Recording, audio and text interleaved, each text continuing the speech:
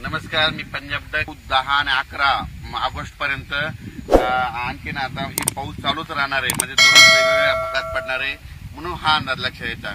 त्याच्यानंतर राज्यातल्या सर्व शेतकऱ्याला सांगू इच्छितो की मग काय झालं, जळगाव जिल्ह्यातल्या, नंदुरबार, धुळे जिल्ह्यातल्या शेतकऱ्याचे फोन आले, आमच्या इकडे पाऊस नाही, तुमच्या इकडे तर भरपूर पडायला आहे। तर त्यांना सांगू इच्छितो की सध्या जे आता जे पाऊस येणार आहे म्हणजे 12 तारखेपर्यंत, 12 ऑगस्ट पर्यंत ते काय होणार आहे, तुमच्याकडे पिकाला जीवदान ठरणारच पडणार आहे।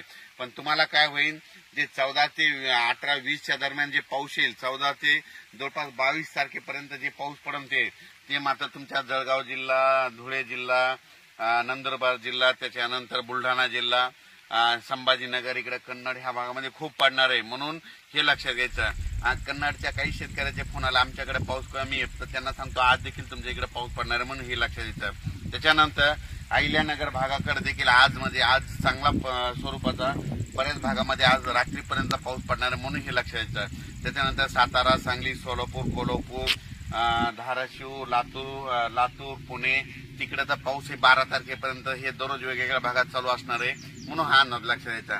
त्याच्यानंतर पूर्व विदर्भ, वर्धा, नागपूर, भंडारा, गोंदिया, चंद्रपूर तिकडे आज मात्र चांगलं सूर्यदर्शन होणार आहे म्हणून हे लक्षात घ्यायचं। आपण पूर्व विदर्भातल्या शेतकऱ्याला सांगू इच्छितो की तुम्हाला ना म्हणजे आणखीन 10, 11, 12च्या दरम्यान परत एकदा पाऊस येणार आहे, वेगवेगळ्या भागात पडणार आहे।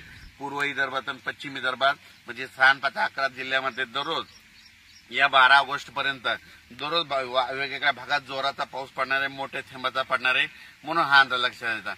पण पूर्व विदर्भ आणि पश्चिम विदर्भातल्या शेतकऱ्याला आणखीन एक सांगू शकतो की 6 आणि 5, 11 जिल्हे म्हणजे वर्धा, नागपूर, भंडारा, गोंदिया, चंद्रपूर, यवतमाळ, वाशिम, हिंगोली, अमरावती, त्याच्यानंतर बुलढाणा, अकोला, अकोट, परातवाडा, बेतूल, इकडे मध्य प्रदेश, त्या शेतकऱ्याला सांगू इच्छितो तुम्ही काय करा, 14 तारखेच्या आत तुम्ही तुमचे काय करा, जिथं पाणी साचत असलं तर खतं टाकून घ्या, कारण की